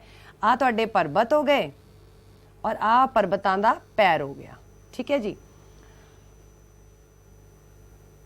ਉਸ ਤੋਂ ਬਾਅਦ ਸੈਕਿੰਡ ਪਿਕਚਰ ਦੇ ਵਿੱਚ ਬੇਟਾ ਤੁਸੀਂ ਦੇਖ ਸਕਦੇ ਹੋ, ਇਹਦੇ ਵਿੱਚ ਤੁਹਾਨੂੰ ਜ਼ਿਆਦਾ ਕਲੀਅਰ ਨਜ਼ਰ ਆਏਗਾ। ਇਹਦੇ ਵਿੱਚ ਆ ਜਾਏਗਾ ਕਿ ਪ੍ਰੋਪਰਲੀ ਤੁਹਾਨੂੰ ਵਿਜ਼ੀਬਲ ਹੋ ਰਿਹਾ ਹੈ ਕਿ ਮਾਊਂਟੇਨਸ ਤੋਂ ਨੀਚੇ ਨੂੰ ਗਲੇਸ਼ੀਅਰ ਆ ਰਿਹਾ ਹੈ। ਪਹਿਲੇ ਦੇ ਵਿੱਚ ਸ਼ਾਇਦ ਤੁਹਾਨੂੰ ਪਿਕਚਰ ਥੋੜੀ ਜੀ ਬਲਰ ਲੱਗੇ, ਬਟ ਉਹ ਜ਼ਰੂਰੀ ਸੀਗੀ ਦਿਖਾਣੀ ਕਿਉਂਕਿ ਤੁਹਾਨੂੰ ਇਹ ਦੱਸਣਾ ਜ਼ਰੂਰੀ ਸੀ ਕਿ ਪਰਬਤਾਂ ਦੇ ਵਿੱਚੋਂ ਹੇਠਾਂ ਵੱਲ ਨੂੰ ਹਿਮ ਨਦੀ ਆਂਦੀ ਕਿਵੇਂ ਹੈ। ਸੈਕਿੰਡ ਪਿਕਚਰ ਦੇ ਵਿੱਚ ਤੁਹਾਨੂੰ ਬਿਲਕੁਲ ਕਲੀਅਰ ਨਜ਼ਰ ਆ ਰਿਹਾ ਹੈ ਕਿ ਪਰਬਤਾਂ ਤੋਂ ਜਦੋਂ ਜਿਹੜੀ ਹਿਮ ਨਦੀ ਹੈ ਉਹ ਪੈਰਾਂ ਦੇ ਕੋਲ ਆ ਕੇ ਜਦੋਂ ਇਕੱਠੀ ਹੋ ਜਾਂਦੀ ਹੈ, then this is called piedmont glacier. ਅਗਲੀ ਟਾਈਪ ਜਿਹੜੀ ਸਾਡੇ ਕੋਲ ਆ ਜਾਂਦੀ ਹੈ ਪਿਡਮੌਂਟ ਗਲੇਸ਼ੀਅਰ ਦਾ, ਬੇਟਾ 2-3 ਪਿਕਚਰਸ ਹੋਰ ਵੀ ਹੈਗੀਆਂ ਨੇ, ਤੁਸੀਂ ਦੇਖ ਸਕਦੇ ਹੋ। ਪਿਡਮੌਂਟ ਗਲੇਸ਼ੀਅਰ ਇਸ ਪਿਕਚਰ ਦੇ ਵਿੱਚ ਵੀ ਤੁਹਾਨੂੰ ਥੋੜਾ ਜਿਹਾ ਏਰੀਅਲ ਵਿਊ ਦਿਖਾ ਰਿਹਾ ਆ, ਜਿਹਨੂੰ ਅਸੀਂ ਅੱਜ ਕੱਲ੍ਹ ਕਹਿੰਦੇ ਆ ਡਰੋਨ ਵਿਊ। ਔਰ ਇਹਦੇ ਵਿੱਚ ਵੀ ਤੁਹਾਨੂੰ ਇਸ ਤਰ੍ਹਾਂ ਲੱਗ ਰਿਹਾ ਹੋਵੇਗਾ ਕਿ ਪਿੱਛੋਂ ਜਦੋਂ ਪਹਾੜਾਂ ਚੋਂ ਨੀਚੇ ਨੂੰ ਗਲੇਸ਼ੀਅਰ ਆਇਆ ਔਰ ਪੈਰਾਂ ਦੇ ਕੋਲ ਆ ਕੇ, ਪਰਬਤਾਂ ਦੇ ਪੈਰਾਂ ਦੇ ਕੋਲ ਆ ਕੇ ਬਿਲਕੁਲ ਖਿਲਰ ਜਾਂਦਾ ਹੈ ਨਾ। ਇਹ ਜਿਹੜੀ ਸਿਚੁਏਸ਼ਨ ਹੈ ਉਦੋਂ ਵੀ ਅਕਰ ਕਰ ਜਾਂਦੀ ਹੈ। ਕਈ ਵਾਰੀ ਕੀ ਹੁੰਦਾ ਹੈ ਕਿ ਇੱਥੋਂ ਵੀ ਗਲੇਸ਼ੀਅਰ ਆ ਗਿਆ, ਇਸ ਸਾਈਡ ਤੋਂ ਵੀ ਗਲੇਸ਼ੀਅਰ ਆ ਗਿਆ, ਔਰ ਆ ਕੇ ਜਦੋਂ ਇਹਨਾਂ ਦੀ ਬਰਫ਼ ਆਪਸ 'ਚ ਮਿਲਦੀ ਹੈ ਤੇ ਇਹ ਕਾਫੀ ਚੌੜਾ ਕਹਿ ਲਓ ਗਲੇਸ਼ੀਅਰ ਉੱਥੇ ਬਣ ਜਾਂਦਾ ਆ। ਇਹ ਵੀ ਅਸੀਂ ਕਹਿ ਸਕਦੇ ਹਾਂ ਕਿ ਪਿਡਮੌਂਟ ਗਲੇਸ਼ੀਅਰ ਜਿਹੜਾ ਆ ਉਹ ਇੱਕ ਮੀਟਿੰਗ ਪੁਆਇੰਟ ਹੈ ਆਫ ਟੂ ਡਿਫਰੈਂਟ ਗਲੇਸ਼ੀਅਰਸ, ਠੀਕ ਹੈ, coming down from the mountains, ਠੀਕ ਹੈ। ਜ਼ਰੂਰੀ ਨਹੀਂ ਹੈ ਕਿ ਪਿਡਮੌਂਟ ਗਲੇਸ਼ੀਅਰ ਕੋਈ ਇੱਕ ਗਲੇਸ਼ੀਅਰ ਹੀ ਬਣਾਵੇ। ਜਦੋਂ ਇਕੱਠੇ ਹੀ 2-3 ਗਲੇਸ਼ੀਅਰਸ ਫਰੋਮ ਦ ਡਿਫਰੈਂਟ ਮਾਊਂਟੇਨਸ ਅਗਰ ਆ ਕੇ ਇੱਕ ਥਾਂ ਤੇ ਮਰਜ ਹੋ ਜਾਂਦੇ ਨੇ, ਸੋ ਮਰਜਿੰਗ ਪੁਆਇੰਟ ਜਿੱਥੇ ਮਰਜ ਹੁੰਦੇ ਨੇ ਉੱਥੇ ਆ ਕੇ ਇੱਕ ਬਹੁਤ ਬੜਾ ਸਾਰਾ ਗਲੇਸ਼ੀਅਰ ਸਾਨੂੰ ਦੇਖਣ ਨੂੰ ਮਿਲ ਜਾਂਦਾ ਹੈ ਔਰ ਚੌੜਾ ਵੀ ਹੋ ਜਾਂਦਾ ਹੈ। ਤਾਂ ਉਹਨੂੰ ਅਸੀਂ ਕੀ ਕਹਿੰਦੇ ਆ, ਪਰਬਤ ਪੈਰ ਗਲੇਸ਼ੀਅਰ। ਪਰਬਤਾਂ ਦੇ ਪੈਰਾਂ ਦੇ ਵਿੱਚ ਆ ਕੇ ਜਦੋਂ ਗਲੇਸ਼ੀਅਰ ਆਪਸ ਵਿੱਚ ਮਰਜ ਕਰ ਜਾਂਦੇ ਨੇ ਡਿਫਰੈਂਟ ਗਲੇਸ਼ੀਅਰ, ਤੇ ਅਸੀਂ ਉਹਨਾਂ ਨੂੰ ਪਿਡਮੌਂਟ ਗਲੇਸ਼ੀਅਰ ਕਹਿੰਦੇ ਆ। Next type, that is the last type, valley glaciers. Valley glaciers ਬੇਟਾ ਸਿੰਪਲ ਜੀ ਗੱਲ ਹੈ। ਜਦੋਂ ਪਿਛਲੀ ਸਲਾਈਡ ਦੇ ਵਿੱਚ ਆਪਾਂ ਪਿਡਮੌਂਟ ਗਲੇਸ਼ੀਅਰ ਦੀ ਗੱਲ ਕੀਤੀ ਨਾ, ਇਹਦੇ ਵਿੱਚ ਜਿਹੜਾ ਆਹ ਟਿਕ ਲੱਗਿਆ ਸੀਗਾ, ਦਿਸ ਇਜ਼ ਕਾਲਡ ਵੈਲੀ। ਆ ਜਦੋਂ ਨੀਚੇ ਪਹੁੰਚ ਗਿਆ, ਦਿਸ ਇਜ਼ ਕਾਲਡ ਪਿਡਮੌਂਟ। ਇਸ ਤੋਂ ਪਿਛਲੀ ਪਿਕਚਰ ਦੇ ਵਿੱਚ ਵੀ ਕਲੀਅਰ ਹੋ ਰਿਹਾ ਹੈ, ਜਦੋਂ ਪਰਬਤਾਂ ਦੇ ਵਿੱਚੋਂ ਨਦੀ ਹਿਮ ਨਦੀ ਤੁਹਾਡੀ ਆ ਰਹੀ ਹੈ, ਆਹ ਚੀਜ਼ ਪਰਬਤਾਂ ਦੇ ਵਿੱਚੋਂ ਜਦੋਂ ਆ ਰਹੀ ਹੈ, ਇੱਥੇ ਘਾਟੀਆਂ ਬਣਾਉਂਦੀ ਹਿਮ ਨਦੀ ਨੀਚੇ ਨੂੰ ਆਉਂਦੀ ਹੈ। ਸੋ ਜਦੋਂ ਇਹ ਘਾਟੀਆਂ ਦੇ ਵਿੱਚ ਹੀ ਹੈ ਤੇ ਅਸੀਂ ਇਹਨੂੰ ਕੀ ਕਵਾਂਗੇ, ਘਾਟੀ ਗਲੇਸ਼ੀਅਰ, ਠੀਕ ਹੈ ਜੀ। ਔਰ ਇਹ ਇਸ ਤਰ੍ਹਾਂ ਦਾ ਲੱਗਦਾ ਹੁੰਦਾ ਹੈ ਬੇਟਾ ਜਿੱਦਾਂ ਪਰਬਤਾਂ ਨੇ ਆਪਣੀ ਜੀਭ ਖੋਲ ਲਈ ਹੁੰਦੀ ਹੈ ਨਾ। ਜੀਭ ਉਹਦੀ ਇੱਕ ਗਲੇਸ਼ੀਅਰ ਹੈ ਜਿਹੜੀ ਕਿ ਨੀਚੇ ਨੂੰ ਆ ਰਹੀ ਹੈ। ਯੂਜੂਅਲੀ ਜਦੋਂ ਮਨੁੱਖ ਵੀ ਆਪਣੀ ਜੀਭ ਜਾਂ ਟੰਗ ਬਾਹਰ ਕੱਢਦਾ ਆ ਤੇ ਉਸੇ ਚੀਜ਼ ਨੂੰ ਆਪਣੇ ਦਿਮਾਗ 'ਚ ਰੱਖਦੇ ਹੋਏ ਤੁਸੀਂ ਮਾਊਂਟੇਨ ਨੂੰ ਫੇਸ ਸਮਝੋ ਔਰ ਨੀਚੇ ਆ ਰਹੀ ਬਰਫ਼ ਨੂੰ ਉਹਦੀ ਟੰਗ ਸਮਝੋ, ਤੇ ਸਾਨੂੰ ਇਵੇਂ ਲੱਗਦਾ ਹੁੰਦਾ ਕਿ ਮਾਊਂਟੇਨ ਆਪਣੀ ਬਹੁਤ ਬੜੀ ਟੰਗ ਦਿਖਾ ਰਿਹਾ ਆ ਔਰ ਉਸ ਟੰਗ ਦੇ ਥਰੂ ਹਿਮ ਨਦੀ ਜਿਹੜੀ ਹੈ ਉਹ ਨੀਚੇ ਨੂੰ ਆ ਰਹੀ ਹੈ, ਠੀਕ ਹੈ। ਸੋ valley glaciers commonly originates from the mountain glaciers, or these glaciers spill down valleys looking much like a giant tongues. valley glacier ਜਿਹੜੇ ਹੁੰਦੇ ਨੇ ਇਹ ਕਦੀ ਤਾਂ ਤੁਹਾਡੀ ਸਨੋ ਲਾਈਨ ਤੱਕ ਹੀ ਤੁਹਾਨੂੰ ਨਜ਼ਰ ਆਉਂਦੇ ਨੇ, ਬਟ ਕਈ ਵਾਰੀ ਇਹ ਜਿਹੜੇ ਗਲੇਸ਼ੀਅਰਸ ਨੇ ਇਹ ਤੁਹਾਨੂੰ ਸੀ ਤੱਕ ਵੀ ਨਜ਼ਰ ਆਉਂਦੇ ਨੇ। ਮਤਲਬ ਜਿੱਥੇ ਜਾ ਕੇ ਇਹਨਾਂ ਨੇ ਸਮੁੰਦਰ ਦੇ ਵਿੱਚ ਰਲਣਾ ਹੈ ਜਾਂ ਪਾਣੀ ਦੇ ਵਿੱਚ ਜਾਂ ਕਿਸੇ ਨਦੀ ਦੇ ਵਿੱਚ ਜਾ ਕੇ ਅੱਗੇ ਰਲਣਾ ਹੈ ਜਾਂ ਇਹਦੀ ਹੀ ਨਦੀ ਬਣ ਜਾਣੀ ਹੈ ਅੱਗੇ ਜਾ ਕੇ। ਸੋ ਕਦੀ ਤਾਂ ਉੱਥੋਂ ਤੱਕ ਤੁਹਾਨੂੰ ਇਹ ਇੱਕ ਜਾਇੰਟ ਟੰਗ ਦੀ ਤਰ੍ਹਾਂ ਦਿਖਦੇ ਨੇ, ਬਟ ਸਮਟਾਈਮਸ ਇਹਨਾਂ ਦੀ ਜਿਹੜੀ ਕਹਿ ਲਓ ਹੱਦ ਹੈਗੀ ਹੈ ਉਹ ਸਿਰਫ ਤੁਹਾਡੀ ਸਨੋ ਲਾਈਨ ਤੱਕ ਰਹਿ ਜਾਂਦੀ ਹੈ, ਹਿਮ ਰੇਖਾ ਤੱਕ ਰਹਿ ਜਾਂਦੀ ਹੈ। ਇਸ ਚੈਪਟਰ ਦੇ ਵਿੱਚ ਬੇਟਾ ਇਸ ਟੌਪਿਕ ਦੇ ਵਿੱਚ ਜਿਹੜਾ ਅਗਲਾ ਸਾਡਾ ਟੌਪਿਕ ਆਏਗਾ ਘਾਟੀ ਗਲੇਸ਼ੀਅਰ ਤੋਂ, ਇਸ ਪਿਕਚਰ ਦੇ ਵਿੱਚ ਵੀ ਬੇਟਾ ਤੁਸੀਂ ਦੇਖ ਸਕਦੇ ਹੋ ਆਹ ਤੁਹਾਡੇ ਘਾਟੀ ਗਲੇਸ਼ੀਅਰ ਹੈ, ਇਹ ਮਾਊਂਟੇਨਸ ਦੇ ਵਿੱਚ ਹੈ, ਰਾਈਟ। ਅੱਗੇ ਜਦੋਂ ਇਹ ਮਾਊਂਟੇਨਸ ਤੋਂ ਨੀਚੇ ਆ ਜਾਂਦੇ ਨੇ ਦੈਨ ਇਟ ਬਿਕਮਸ ਪਿਡਮੌਂਟ ਗਲੇਸ਼ੀਅਰ, ਠੀਕ ਹੈ ਜੀ। ਸੋ ਅਗਲਾ ਜਿਹੜਾ ਹੁਣ ਇਹਦਾ ਬਹੁਤ ਹੀ ਇੰਪੋਰਟੈਂਟ ਜਿਹੜਾ ਸਾਡਾ main part of this topic ਹੈ, ਦੈਟ ਇਜ਼ ਗਲੇਸ਼ੀਅਰ ਦੇ ਕਾਰਜ। ਮੈਨੂੰ ਉਮੀਦ ਹੈ ਮੇਰੇ ਅਧਿਆਪਕ ਸਾਥੀਆਂ ਨੇ ਤੁਹਾਨੂੰ ਨਦੀ ਦੇ ਕਾਰਜ ਕਲਾਸ ਦੇ ਵਿੱਚ ਬਹੁਤ ਚੰਗੀ ਤਰ੍ਹਾਂ ਸਮਝਾਏ ਹੋਣਗੇ। ਬੇਟਾ ਸੇਮ ਉਸੇ ਤਰੀਕੇ ਦੇ ਨਾਲ ਹੀ ਸਾਡੇ ਗਲੇਸ਼ੀਅਰ ਦੇ ਕਾਰਜ ਵੀ ਹੁੰਦੇ ਹਨ। ਗਲੇਸ਼ੀਅਰ ਦੇ ਕਾਰਜ ਵੀ ਠੀਕ ਉਸੇ ਤਰੀਕੇ ਦੇ ਨਾਲ ਜਿਵੇਂ ਨਦੀ ਆਪਣਾ ਕਾਰਜ ਕਰਦੀ ਹੈ, 3 ਕਾਰਜ ਨਦੀ ਕਰਦੀ ਹੈ, ਸਿਮਿਲਰਲੀ ਹਿਮ ਨਦੀ ਵੀ ਆਪਣੇ 3 ਕਾਰਜ ਕਰਦੀ ਹੈ। ਪਹਿਲਾ ਕਾਰਜ ਅਪਰਦਨ ਕਾਰਜ, ਦੂਸਰਾ ਢੋਆ ਢੁਆਈ ਦਾ ਕਾਰਜ ਤੇ ਤੀਸਰਾ ਨਿਖੇਪਣ ਕਾਰਜ। ਅਸੀਂ ਪਹਿਲਾਂ ਇਹਨਾਂ ਕਾਰਜਾਂ ਦੇ ਬਾਰੇ ਡਿਸਕਸ ਕਰਾਂਗੇ, then we will move on the ਥਲਾਕ੍ਰਿਤੀ। ਸੋ ਅਪਰਦਨ ਕਾਰਜ, ਗਲੇਸ਼ੀਅਰ ਦਾ ਜਿਹੜਾ ਅਪਰਦਨ ਕਾਰਜ ਹੈ ਬੇਟਾ ਇਹਦੇ ਵਿੱਚ 4 ਪੁਆਇੰਟਸ ਤੁਹਾਡੇ ਆ ਜਾਂਦੇ ਨੇ। 1 ਇਜ਼ ਪਲਕਿੰਗ, ਜਿਹਨੂੰ ਅਸੀਂ ਕਹਿੰਦੇ ਆ ਉਖਾੜਨਾ। ਹਿਮ ਨਦੀ ਜਦੋਂ ਪਰਬਤਾਂ ਤੋਂ ਨੀਚੇ ਨੂੰ ਆ ਰਹੀ ਹੁੰਦੀ ਹੈ ਤੇ ਆਪਣੇ ਨਾਲੋਂ ਬਹੁਤ ਸਾਰੇ ਛੋਟੇ ਛੋਟੇ ਰੋੜੇ ਟੁਕੜੇ ਕੰਕੜ ਪੱਥਰ ਆਪਣੇ ਨਾਲ ਘੜੀਸਦੇ ਲੈ ਕੇ ਆ ਰਹੀ ਹੁੰਦੀ ਹੈ, ਪਲਕ ਕਰਦੀ ਲਿਆ ਰਹੀ ਹੁੰਦੀ ਹੈ, ਉਖਾੜਦੀ ਲਿਆ ਰਹੀ ਹੁੰਦੀ ਹੈ, ਹੈ ਨਾ। ਘੜੀਸਣਾ ਨਹੀਂ, ਪਹਿਲਾਂ ਉਖਾੜਦੀ ਹੈ, ਉਹ ਘੜੀਸਣਾ ਵਰਡ ਅਸੀਂ ਬਾਅਦ ਚੋਂ ਇਸਤੇਮਾਲ ਕਰਾਂਗੇ। ਪਹਿਲਾਂ ਉਹ ਸਿਰਫ ਇਹਨਾਂ ਚੀਜ਼ਾਂ ਨੂੰ ਆਪਣੇ ਨਾਲ ਉਖਾੜ ਕੇ ਵਧਣਾ ਸ਼ੁਰੂ ਕਰਦੀ ਹੈ। ਦਿਸ ਇਜ਼ ਕਾਲਡ ਪਲਕਿੰਗ। ਅਪਰਦਨ ਕਾਰਜ ਦੇ ਵਿੱਚ, ਇਰੋਜਨ ਕਾਰਜ ਦੇ ਵਿੱਚ ਬੇਟਾ ਸਾਡੇ 4 ਕੰਮ ਹੁੰਦੇ ਨੇ ਜੋ ਗਲੇਸ਼ੀਅਰ ਕਰਦਾ ਹੈ। 1 ਇਜ਼ ਪਲਕਿੰਗ, ਦੂਸਰਾ ਹੁੰਦਾ ਹੈ ਬੇਟਾ ਅਬਰੇਜਨ। ਅਬਰੇਜਨ ਹੁੰਦਾ ਆ ਖੱਡੇ ਜਾਂ ਟੋਏ ਪਾ ਦੇਣਾ, ਹੈ ਨਾ। ਹੁਣ ਜਦੋਂ ਹਿਮ ਨਦੀ ਨੇ ਜਾਂ ਗਲੇਸ਼ੀਅਰ ਨੇ ਟੁਕੜੇ ਛੋਟੇ ਛੋਟੇ ਪੱਥਰਾਂ ਦੇ, ਚਟਾਨ, ਪੱਥਰ, ਰੋੜੇ, ਇਹ ਸਾਰਾ ਕੁਝ ਜਦੋਂ ਪਲਕ ਕਰ ਲਿਆ, ਹੈ ਨਾ, ਤੇ ਉਹ ਜਿਹੜੇ ਇਹਦੇ ਏਜੰਟਸ ਬਣ ਜਾਂਦੇ ਨੇ, ਪਲਕਿੰਗ ਏਜੰਟਸ ਬਣ ਜਾਂਦੇ ਨੇ। ਇਹ ਹੌਲੀ ਹੌਲੀ ਜਦੋਂ ਗਲੇਸ਼ੀਅਰ ਦੀ ਤਹਿ ਦੇ ਉੱਪਰ ਖੱਡੇ ਪਾਣਾ ਸ਼ੁਰੂ ਕਰ ਦਿੰਦੇ ਨੇ। ਖੱਡੇ ਉਹ ਇਸ ਕਰਕੇ ਪਾਉਂਦੇ ਨੇ ਕਿਉਂਕਿ ਜਦੋਂ ਗਲੇਸ਼ੀਅਰ ਹੌਲੀ ਹੌਲੀ ਢਲਾਣ ਦੇ ਕਾਰਨ ਨੀਚੇ ਨੂੰ ਆਏਗਾ ਤੇ ਜਿਹੜੇ ਇਹ ਪਲਕਿੰਗ ਏਜੰਟਸ ਆਲਰੇਡੀ ਵਿੱਚ ਉਹਦੇ ਹੈਗੇ ਨੇ, ਉਹ ਹੌਲੀ ਹੌਲੀ ਗਲੇਸ਼ੀਅਰ ਦੇ ਤਲ ਨੂੰ ਜਾਂ ਮਾਊਂਟੇਨ ਦੇ ਕਹਿ ਲਓ ਸਲੋਪ ਦੇ ਉੱਪਰ ਟੋਏ, ਖੱਡੇ ਪਾਉਂਦੇ ਆਉਂਦੇ ਨੇ। ਠੀਕ ਹੈ। ਥਰਡ ਜਿਹੜਾ ਕੰਮ ਗਲੇਸ਼ੀਅਰ ਕਰਦਾ ਹੈ ਦੈਟ ਇਜ਼ ਗ੍ਰਾਈਂਡਿੰਗ। ਗ੍ਰਾਈਂਡਿੰਗ ਹੁੰਦਾ ਹੈ ਪੀਸਣਾ। ਹੁਣ ਜਿਹੜੀਆਂ ਚੀਜ਼ਾਂ ਇਹ ਆਪਣੇ ਨਾਲ ਲੈ ਕੇ ਆ ਰਿਹਾ ਆ, ਮੈਂ ਫੇਰ ਰਿਪੀਟ ਕਰ ਰਹੀ ਹਾਂ, ਉਹੀ ਛੋਟੇ ਛੋਟੇ ਕੰਕੜ, ਪੱਥਰ, ਕਈ ਵਾਰੀ ਵੱਡੇ ਰੋੜੇ ਵੀ ਹੁੰਦੇ ਨੇ ਉਹਦੇ ਵਿੱਚ, ਕਿਉਂਕਿ ਜਿਹੜੀ ਆਈਸ ਹੈਗੀ ਹੈ, ਮੂਵਿੰਗ ਆਈਸ ਹੈ, ਇਹ ਬੜੀ ਸ਼ਕਤੀਸ਼ਾਲੀ ਹੁੰਦੀ ਹੈ। ਆਪਣੇ ਨਾਲ ਕਈ ਵਾਰੀ ਭਾਰੀ ਭਰਕਮ ਪੱਥਰਾਂ ਨੂੰ ਵੀ ਆਪਣੇ ਨਾਲ ਘੜੀਸਣ ਦੇ ਸਮਰਥਾ ਰੱਖਦੀ ਹੈ। ਸੋ ਇਹਨਾਂ ਚੀਜ਼ਾਂ ਨੂੰ ਜਿਹੜੇ ਵੱਡੇ ਵੱਡੇ ਰੋੜੇ ਇਹ ਆਪਣੇ ਨਾਲ ਗਲੇਸ਼ੀਅਰ ਲੈ ਕੇ ਆਉਂਦਾ ਹੈ, ਜਾਂ ਵੱਡੇ ਵੱਡੇ ਪੱਥਰ ਜਾਂ ਕੰਕੜ ਰੋੜੇ ਆਪਣੇ ਨਾਲ ਲੈ ਕੇ ਆਉਂਦਾ ਹੈ, ਇਹਨਾਂ ਨੂੰ ਉਹ ਗ੍ਰਾਈਂਡ ਵੀ ਕਰਦੇ ਰਹਿੰਦੇ ਨੇ ਨਾਲ ਨਾਲ। ਗ੍ਰਾਈਂਡ ਉਹ ਕਿਵੇਂ ਹੋਣਗੇ? ਜਿਵੇਂ ਨਾਲ ਨਾਲ ਘੜੀਸੇ ਜਾ ਰਹੇ ਨੇ ਤਾਂ ਨੈਚੁਰਲੀ ਉਹ ਨਾਲ ਨਾਲ ਗ੍ਰਾਈਂਡ ਵੀ ਹੋਣਗੇ। ਤੇ ਬੇਟਾ ਜਿਹੜੀ ਵੀ ਚੀਜ਼ ਬਾਰ-ਬਾਰ ਗ੍ਰਾਈਂਡ ਹੁੰਦੀ ਜਾਏਗੀ ਉਹ ਸਮੂਥ ਤੇ ਪੋਲਿਸ਼ ਵੀ ਹੁੰਦੀ ਜਾਏਗੀ। ਠੀਕ ਹੈ। ਸੋ ਲਾਸਟ ਜਿਹੜਾ ਕੰਮ ਗਲੇਸ਼ੀਅਰ ਕਰਦਾ ਹੈ ਦੈਟ ਇਜ਼ ਪੋਲਿਸ਼ਿੰਗ।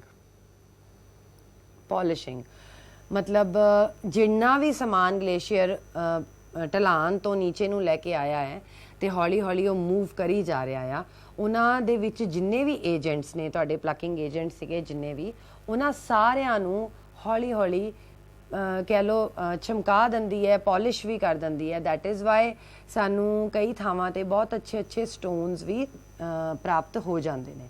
ਠੀਕ ਹੈ ਜੀ। ਅਗਲਾ ਜਿਹੜਾ ਕਾਰਜ ਹੈ ਇਹ ਤਾਂ ਸਾਡਾ ਹੋ ਗਿਆ ਅਪਰਦਨ ਕਾਰਜ। ਨਾਓ we will do the ਢੋਆ ਢੁਆਈ ਕਾਰਜ, that is the transportation work of the glacier। ਇਸ ਦੇ ਵਿੱਚ ਬੇਟਾ ਜਿਵੇਂ ਨਦੀ ਆਪਣਾ ਟਰਾਂਸਪੋਰਟੇਸ਼ਨ ਕਰਦੀ ਹੈ, ਸੇਮ ਗਲੇਸ਼ੀਅਰ ਵੀ, ਹਿਮ ਨਦੀ ਵੀ ਆਪਣੇ ਨਾਲ ਕਈ ਤਰ੍ਹਾਂ ਦੀਆਂ ਚਟਾਨਾਂ ਦੇ ਟੁਕੜੇ, ਰੋੜੇ, ਪੱਥਰ, ਈਵਨ ਬਨਸਪਤੀ ਵੀ, ਵੈਜੀਟੇਸ਼ਨ ਆਪਾਂ ਜਿਹਨੂੰ ਕਹਿੰਦੇ ਆ, ਸੋਇਲਸ ਨੂੰ ਨਾਲ ਨਾਲ ਲੈ ਕੇ ਇੱਕ ਥਾਂ ਤੋਂ ਦੂਸਰੀ ਥਾਂ ਤੇ ਮੂਵ ਕਰਦੀ ਹੈ। ਤੇ ਲਾਸਟ ਹੈਗਾ ਨਿਖੇਪਣ ਕਾਰਜ। ਨਿਖੇਪਣ ਕਾਰਜ ਦੇ ਵਿੱਚ ਜੋ ਵੀ ਸਮਾਨ ਗਲੇਸ਼ੀਅਰ ਆਪਣੇ ਨਾਲ, ਜੋ ਵੀ ਮਲਬਾ ਗਲੇਸ਼ੀਅਰ ਆਪਣੇ ਨਾਲ ਦੋਨੋਂ ਕਾਰਜ ਕਰਦੇ ਹੋਏ ਨਾਲ ਲੈ ਕੇ ਆਇਆ ਹੈ ਹੇਠਾਂ ਨੂੰ, ਉਹ ਸਾਰਾ ਦਾ ਸਾਰਾ ਉਹਨੇ ਡਿਪੋਜ਼ਿਟ ਕਰਨਾ ਹੁੰਦਾ ਹੈ। ਠੀਕ ਹੈ। ਹੁਣ ਬੱਚੇ ਜਦੋਂ ਅਪਰਦਨ ਕਾਰਜ ਹੋ ਰਿਹਾ ਹੈ, ਜਦੋਂ ਢੋਆ ਢੁਆਈ ਕਾਰਜ ਹੋ ਰਿਹਾ ਹੈ, ਜਦੋਂ ਨਿਖੇਪਣ ਕਾਰਜ ਹੋ ਰਿਹਾ ਹੈ, ਜਦੋਂ ਵੀ ਕੋਈ ਵੀ ਨੈਚੁਰਲ ਫਿਨੋਮੀਨਾ ਆਪਣਾ ਵਰਕ ਕਰੇਗਾ, ਨੈਚੁਰਲੀ ਉਹ ਧਰਤੀ ਦੀ ਸਤਹ ਦੇ ਉੱਪਰ ਚੇਂਜਸ ਲੈ ਕੇ ਆਏਗਾ। ਠੀਕ ਹੈ। ਉਹ ਚੇਂਜਸ ਕਈ ਵਾਰੀ ਪੋਜ਼ਿਟਿਵ ਵੀ ਹੁੰਦੇ ਨੇ, ਉਹ ਚੇਂਜਸ ਕਈ ਵਾਰੀ ਸਾਡੇ ਲਈ ਹਾਨੀਕਾਰਕ ਵੀ ਹੁੰਦੇ ਨੇ। ਹਾਨੀਕਾਰਕ ਮਤਲਬ ਜਿਹਦੇ ਵਿੱਚ ਸਾਨੂੰ ਜਾਨ ਮਾਲ ਦੀ ਹਾਨੀ ਵੀ ਹੋ ਜਾਂਦੀ ਹੈ। ਹਿਮ ਨਦੀ ਦੇ ਵਿੱਚ ਜਿਹੜੇ ਅਸੀਂ ਚੇਂਜਸ ਦੇਖਦੇ ਹਾਂ ਉਹ ਥਲਾਕ੍ਰਿਤੀਆਂ ਦਾ ਨਿਰਮਾਣ ਕਰਦੀ ਹੈ, ਹੈ ਨਾ, ਹਿਮ ਨਦੀ। ਸੋ ਅਸੀਂ ਹੁਣ ਆਪਾਂ ਜਾਵਾਂਗੇ ਥਲਾਕ੍ਰਿਤੀਆਂ ਦਾ ਕਿਹੜੀਆਂ ਥਲਾਕ੍ਰਿਤੀਆਂ ਕਿਹੜੀਆਂ ਲੈਂਡ ਫਾਰਮਸ ਨੂੰ ਉਹ ਫਾਰਮ ਕਰਦੀ ਹੈ। ਨੰਬਰ 1 ਇਜ਼ ਹਿਮ ਦਰਾੜਾਂ। ਹਿਮ ਦਰਾੜਾਂ ਨੂੰ ਅਸੀਂ ਬੇਟਾ ਇੰਗਲਿਸ਼ ਵਿੱਚ ਕਹਿੰਦੇ ਹਾਂ ਕ੍ਰੀਵੈਸਿਸ। ਹਿਮ ਦਰਾੜਾਂ ਹੁੰਦੀਆਂ ਕੀ ਨੇ ਬੇਟਾ? ਗਲੇਸ਼ੀਅਰ ਜਦੋਂ ਢਲਾਨ ਦੇ ਕਾਰਨ, ਹਿਮ ਨਦੀ ਜਦੋਂ ਢਲਾਨ ਦੇ ਕਾਰਨ ਹੌਲੀ ਹੌਲੀ ਨੀਚੇ ਨੂੰ ਵੱਧਦੀ ਹੈ, ਹਿਮ ਜਦੋਂ ਹੌਲੀ ਹੌਲੀ ਨੀਚੇ ਨੂੰ ਆ ਰਹੀ ਹੁੰਦੀ ਹੈ ਜਾਂ ਇੱਕ ਮੂਵਮੈਂਟ ਦੇ ਵਿੱਚ ਹੁੰਦੀ ਹੈ, ਤੇ ਉਹਦਾ ਜਿਹੜਾ ਸੈਂਟਰਲ ਪਾਰਟ ਹੁੰਦਾ ਹੈ ਨਾ, ਉਹਦਾ ਸੈਂਟਰਲ ਪਾਰਟ ਦੇ ਵਿੱਚ ਇੱਕ ਕਹਿ ਲਓ ਪਗਡੰਡੀ ਜੀ ਬਣ ਜਾਂਦੀ ਹੈ। ਜਦੋਂ ਹੌਲੀ ਹੌਲੀ ਸਰਕਦਾ ਹੈ ਨਾ ਗਲੇਸ਼ੀਅਰ, ਤੇ ਸੈਂਟਰ ਵਾਲੇ ਭਾਗ ਦੇ ਵਿੱਚ ਮੈਂ ਇੱਕ ਛੋਟਾ ਜਿਹਾ ਇੱਥੇ ਤੁਹਾਨੂੰ ਬਣਾ ਕੇ ਦਿਖਾ ਦਿੰਦੀ ਹਾਂ। ਆ ਜਿਵੇਂ ਗਲੇਸ਼ੀਅਰ ਨੀਚੇ ਆ ਰਿਹਾ ਹੈ ਤੇ ਇਹਦਾ ਜਿਹੜਾ ਸੈਂਟਰਲ ਪਾਰਟ ਹੋਏਗਾ, ਇਹਦੇ ਵਿੱਚ ਜਿਹੜੀ ਅਪਰਦਨ ਦੀ ਕਿਰਿਆ ਹੁੰਦੀ ਹੈ ਨਾ, ਉਹਦੇ ਵਿੱਚ ਇੱਕ ਪਗਡੰਡੀ ਜੀ ਬਣ ਜਾਂਦੀ ਹੈ। ਠੀਕ ਹੈ। ਕਿਨਾਰਿਆਂ ਤੇ ਜਿਹੜਾ ਅਪਰਦਨ ਹੈ ਉਹ ਘੱਟ ਹੁੰਦਾ ਆ, लेकिन सेंटर दे विच जिहड़ा अपरदन है वो ज़्यादा हो जाता है, तो ये जिहड़ी थां आ ये थोड़ी उच्ची हो जाती है। ग्लेशियर जदों चलदा है भाव सरकदा है तो इसकी रफ्तार केंद्री हिस्से दे विच ज़्यादा अते किनारियां ते घट हुंदी है। जिस रस्ते ते ग्लेशियर अपरदन की क्रिया करता है उसनूं ग्लेशियर की पगडंडी कहा जाता है। इरोजन तो वह साइडों ते भी कर रहा है, इरोजन उन्हें सेंटर च भी करना है। ग्लेशियर के रस्ते में जो कोई भी उच्ची थां आ जाती है, ठीक है, उच्ची थां आण दे नाल की हुंदा आ उत्थों ग्लेशियर ना कटिया वड्डिया जाता है। ग्लेशियर जदों चलदा आ रहा यार सेंटर दे विच अगर उहदे कोई उच्ची थां आ जाती है तो वह सेंटर दे विचों कटिया वड्डिया जाता है, मतलब उहदे विच तरेड़ां आ जांदियां ने, ठीक है। फिर वो नीवीं ढलान वाल नूं अगे वध जांदा आ, ठीक है। इस प्रक्रिया के दौरान इसकी जिहड़ी उपरली तय आ ना उहदे ते तरेड़ां पैंदियां ने, ठीक है, जदों हौली हौली सरक रहा हुंदा है ते समय दे नाल नाल ये तरेड़ां वड्डियां हो जांदियां ने जिन्हां नूं असीं दराड़ां कहंदे आ। नैक्सट स्लाइड दे विच तुसीं डायग्राम के थ्रू ज़्यादा अच्छी तरीके नाल समझ पाओगे। पहले डायग्राम दे विच बेटा देखो आ जिहड़ा पोर्शन है दिस इज़ कॉल्ड क्रीवैसिस, जिन्हों असीं कहने आ हिम दराड़ां। ਇਹਦੇ ਵਿੱਚ ਤੁਸੀਂ देख रहे होंगे कि आ छोटियां छोटियां लाइनस बन गईयां ने। हुण ये लाइनस क्यों बणीਆਂ ने? ਤੁਹਾਡੀ हिम नदी इस तरीके ਦੇ ਨਾਲ नीचे ਨੂੰ आ रही सी, राइट। हुण ਜਿਹੜਾ आ ਧਰਾਤਲ आ नीचे, आ ਧਰਾਤਲ है ਤੁਹਾਡਾ, है ना, हिम नदी ਦਾ ਤਲ है। ਇਹਦੇ ਵਿੱਚ देखो इत्थों तक ਤਾਂ ਤਲ बिल्कुल सही सी, ਇੱਥੇ ਆ ਕੇ थोड़ा ਉੱਚਾ हो गया फिर नीवा हो गया, राइट। हुण जिੱਥੋਂ कि ਉੱਚਾ होया आ ਤਰੇੜਾਂ ਤੁਹਾਨੂੰ ਉੱਥੇ ही मिलियां, ठीक है जी। ਤਰੇੜਾਂ ਉੱਥੇ मिलन ਦੇ ਕਾਰਨ ਤੁਹਾਡੇ ਇੱਥੇ ਤਰੇੜਾਂ ਜਿਹੜੀਆਂ ਨੇ ਹੌਲੀ ਹੌਲੀ ਇੱਥੇ ਤਰੇੜ ਪਏਗੀ ਪਹਿਲਾਂ, ਫਿਰ ਉਸ ਤੋਂ ਬਾਅਦ ਹਿਮ ਨਦੀ ਦੁਬਾਰਾ ਆਪਣਾ ਰੂਟ ਕਾਇਮ ਕਰ ਲੇਗੀ। ਅੱਗੇ ਜਾ ਕੇ ਥੋੜੀ ਜੀ ਹਾਈਟ ਇੱਥੇ ਮਿਲੀ, ਇੱਥੇ ਫਿਰ ਤਰੇੜ ਤੁਹਾਨੂੰ ਮਿਲ ਗਈ। ਸੋ ਹਿਮ ਨਦੀ ਦੀ ਜਿਹੜੀ ਉੱਪਰਲੀ ਤਹਿ ਹੁੰਦੀ ਹੈ ਇਹ ਤੁਹਾਡੀ ਸਾਰੀ ਦੀ ਸਾਰੀ ਤਰੇੜਾਂ ਨਾਲ ਭਰ ਜਾਂਦੀ ਹੈ। ਸੈਕਿੰਡ ਪਿਕਚਰ ਦੇ ਵਿੱਚ ਤੁਹਾਨੂੰ ਪ੍ਰੋਮੀਨੈਂਟਲੀ ਨਜ਼ਰ ਆ ਰਿਹਾ ਹੋਏਗਾ ਕਿ ਇਹ ਤੁਹਾਨੂੰ ਤਰੇੜਾਂ ਐਕਚੁਅਲੀ ਗਰਾਊਂਡ ਦੇ ਵਿੱਚ ਕਿਵੇਂ ਨਜ਼ਰ ਆਉਂਦੀਆਂ ਨੇ। ਸੈਕਿੰਡ ਜਿਹੜੀ ਅਪਰਦਨ क्रिया तो बाद ਉਹ ਬਣਦੀ ਹੈ ਸਾਡੀ ਸਰਕ। ਸਰਕ ਫਰਾਂਸੀਸੀ ਭਾਸ਼ਾ ਦਾ ਸ਼ਬਦ ਹੈ। ਤਿੱਖੀਆਂ ਢਲਾਨਾਂ ਵਾਲੀਆਂ ਚੱਟਾਨਾਂ ਤੇ ਦਰਿਆ ਦੇ ਕੰਮ ਕਾਰਨ ਇੱਕ ਟੋਆ ਜਿਹਾ ਪੈ ਜਾਂਦਾ ਹੈ ਜੋ ਕਿ ਹਿਮ ਨਦੀਆਂ ਦੀ ਅਪਰਦਨ क्रिया ਦੇ ਵਿੱਚ ਹੁੰਦਾ ਹੈ। ਹੌਲੀ ਹੌਲੀ ਇਹ ਟੋਏ ਵੱਡੇ ਵੀ ਹੋ ਜਾਂਦੇ ਨੇ ਤੇ ਇੱਕ ਆਰਾਮ ਕੁਰਸੀ ਦੀ ਸ਼ਕਲ ਲੈ ਲੈਂਦੇ ਨੇ। ਇਹਨਾਂ ਦਾ ਦੂਸਰਾ ਨਾਮ ਬਰਗਸ਼ੰਡ ਜਾਂ ਪਰਤਕ ਦਰਾੜ ਵੀ ਹੁੰਦਾ ਹੈ। डायग्राम ਦੇ ਵਿੱਚ बेटा ਤੁਹਾਨੂੰ ਚੰਗੀ ਤਰ੍ਹਾਂ ਸਮਝ ਆਏਗਾ। ਆ ਤੁਹਾਡਾ ਗਲੇਸ਼ੀਅਰ ਨੀਚੇ ਨੂੰ ਆ ਰਿਹਾ ਹੈ, ਰਾਈਟ। ਇੱਥੇ ਆ ਕੇ ਅਬਰੇਜ਼ਨ ਦਾ ਕੰਮ ਹੋਣਾ ਸ਼ੁਰੂ ਹੋ ਗਿਆ, ਠੀਕ ਹੈ। ਅਬਰੇਜ਼ਨਸ ਮੀਨਸ ਖੱਡੇ ਪੈਣੇ ਸ਼ੁਰੂ ਹੋ ਗਏ। ਅਗਰ ਖੱਡੇ ਇੱਥੇ ਪੈਣੇ ਸ਼ੁਰੂ ਹੋ ਗਏ ਇਹ ਹੌਲੀ ਹੌਲੀ ਖੱਡਾ ਹੋਰ ਵੱਡਾ ਹੁੰਦਾ ਰਹਿੰਦਾ ਹੈ, ਠੀਕ ਹੈ, ਹੋਰ ਵੱਡਾ ਹੁੰਦਾ ਰਹਿੰਦਾ ਹੈ। ਤੇ ਜਿਹੜਾ ਆ ਤੁਹਾਡਾ ਗਲੇਸ਼ੀਅਰ ਦਾ ਉੱਪਰਲੀ ਤਹਿ ਆ ਸਾਰਾ ਤੁਹਾਡਾ ਗਲੇਸ਼ੀਅਰ ਹੈ। ਇਹ ਤੁਹਾਨੂੰ ਇੱਕ ਆਰਾਮ ਕੁਰਸੀ ਵਾਂਗੂ ਦਿਖੇਗਾ। ਇਟ ਲੁੱਕ ਲਾਈਕ दिस, ठीक है। इवें लगता है जिवें एक आराम करन वाली कुर्सी है। सो जदों ग्लेशियर दी जिहड़ी शेप हैगी आ इस तरीके दे नाल हो जाती है तो इनू असी सर्क कहने आ, ठीक है जी। अगला साडा आ गया सिंग। किसी भी पहाड़ी ते जदों एक पॉइंट हो रहा है बेटा सर्क नू असी ना हिमकुंड भी आख दिंदे आ, ठीक है। सर्क इज ऑल्सो कॉल्ड हिम कुंड। हुण सिंग कदों बनता है?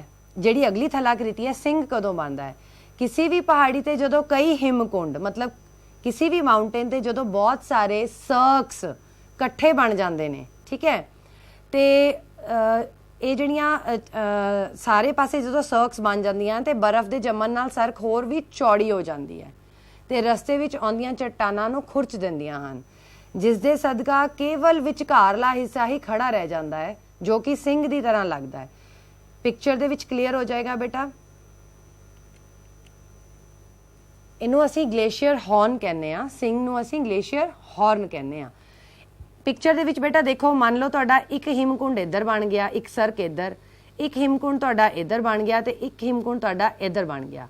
इसी तरह बैक ते भी एक हिमकुंड बन गया, एक सर्क बन गया।